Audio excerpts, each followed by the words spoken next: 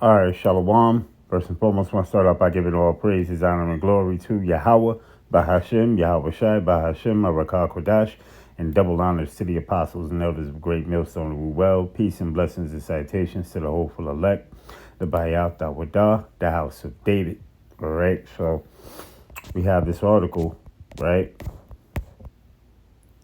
over here in the U.S. Sun, right? And it says about Walmart, right, with their key house, right? Now, this is nothing but getting into the mark of the beast. This is what this is all about here, okay? You see, that's why they putting a $500 daily fine on them for not changing and upgrading their key house, right, for your self-checkout. You see, because it's all going to come down to either your hand, right, with that chip in it, or your forehead with that BCI in it. All right. See, it says off limits Walmart required by law to change self checkouts in U.S. state or face $500 daily fine. Right. So let's play this here.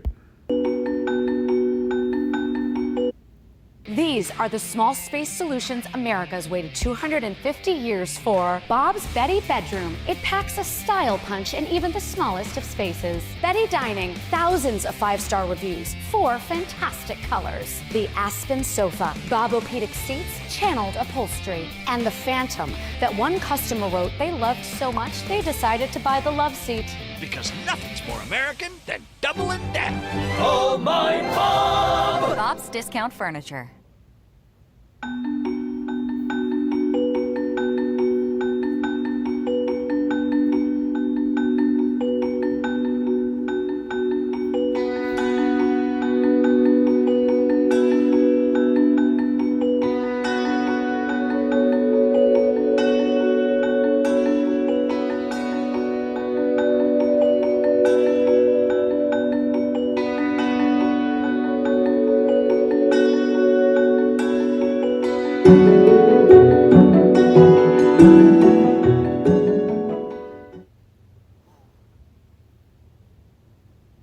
In a world of All right. So there you have it right there. All right. So then this is just a little quick article. It's not really much. Right. It says self-checkout key houses at Walmart stores in U.S. state have new guidelines to follow thanks to a newly passed law. The legislation threatens daily fines of $500 to any retailer failing to strike the correct checkout to staff balance. Right? It says Senate Bill 2342 is forcing Rhode Island grocery stores to adjust how many self-checkout lines they have open at a given time. Retailers like Walmart must now make sure they have a rate of one self-checkout line available for every 3 open self-checkout key houses. Right, and hey, listen, this is all getting into the mark of the beast, man. This is what this is all getting into. All right, there's no other way about this here. There's no other way about it, and no other way of getting around it. Okay, so it says SB right 2342 will also require stores to have at least one self-checkout lane compliant with the Americans with Disabilities Act, right? ALS and things like that. You see where we're going with this here? The BCI, right? At all times, the law is also influencing what workers monitoring self-checkout lanes are responsible for by requiring them to be relieved, Salakia, at all other duties. You see, because they are to watch, right? It says the aspect of the law will be especially impactful to stores like Aldi, where employees are cross-trained to handle multiple roles at the same time. The law's definition of groceries will also see retailers this is nothing but buying and selling. You see, buying and selling. All right? CVS and Walgreens affected by the change despite not being grocery stores, but other retailers are being left out of the regulatory changes despite employing the same technology as highlighted by the critics of the bill. The proposal is especially egregious because it specifically targets only grocery stores, wrote Scott Bromberg, president of Rhode Island Food Dealers Association, in testimony against the initial proposal. All right, it says big box retailers, along with hardware stores, pharmaceuticals, dollar stores, fast food chains, or more utilize self-checkout to allow them to deploy the staff, Salakia, where needed most. The law's definition of groceries as raw or processed food or drink, prescription and over-the-counter drugs, and miscellaneous household products plays a role in this division. Stores that must adhere to the new rules are those that are those that make the majority of their gross income from the retailer stores of groceries. Lawmakers behind the bill says this intent is to preserve jobs and working hours for Americans in the Ocean State. That's all BS.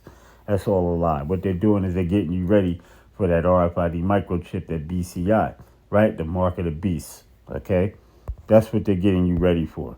All right. There's no other way about it. There's no other way that we can tell you. All right. So now let's go into some scriptures. All right. So this is Psalms chapter 36.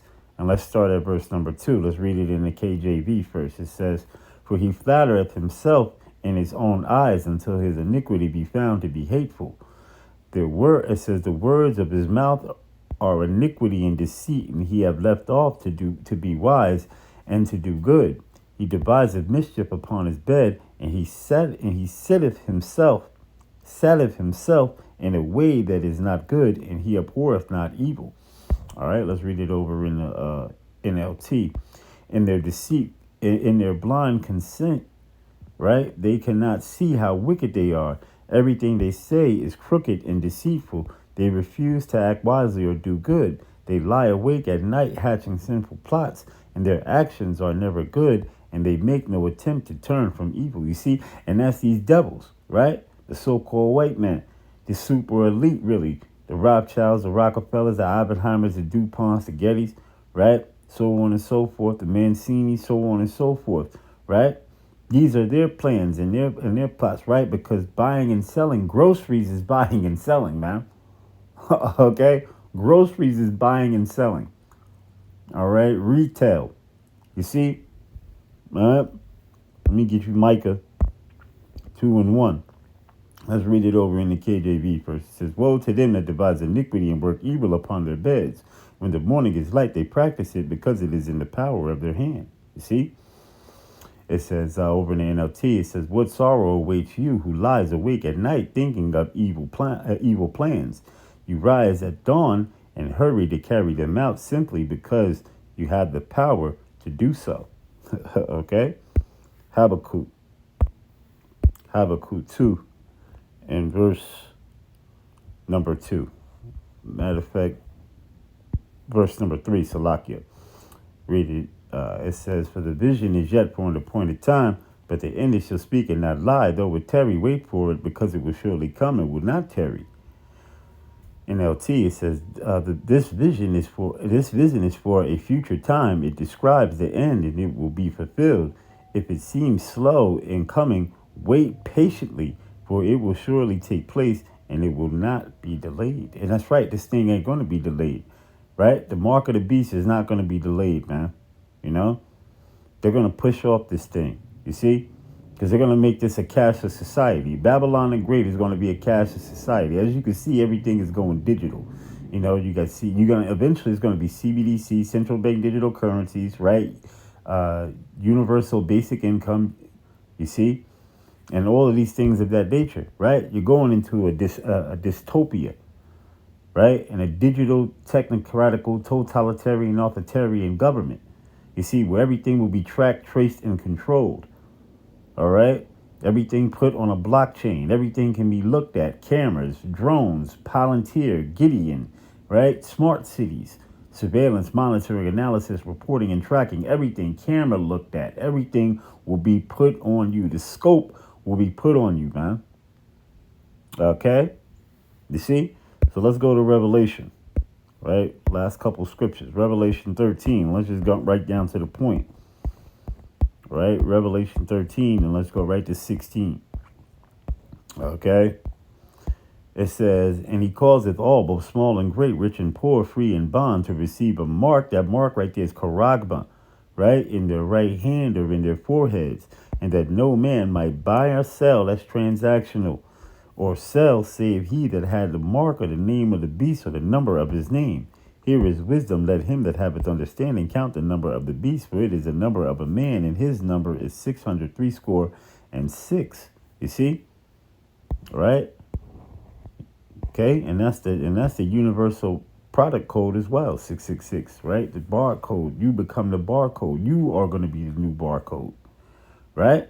16 over in the NLT, it says, he requireth every one, small, great, rich, and poor, free and slave, to be given a mark on the right hand or on the forehead, and no one could buy or sell anything without that mark, which was either the name of the beast or the number representing his name. Wisdom is needed here. Let the one with understanding solve the meaning of the number of the beast, for it is the number of a man, and his number is 666. You see? And that's Esau Edom. That's the super elite. That's the Rothschilds, the Rockefellers, the Oppenheimers, the DuPonts, the Gettys. That's their favorite number. As you can see, it's stamped all around, man. The World Economic Forum, right? So on and so forth, everywhere. You see? That number, okay? That's a number that's used frequently, all right? Revelation 16 and 2.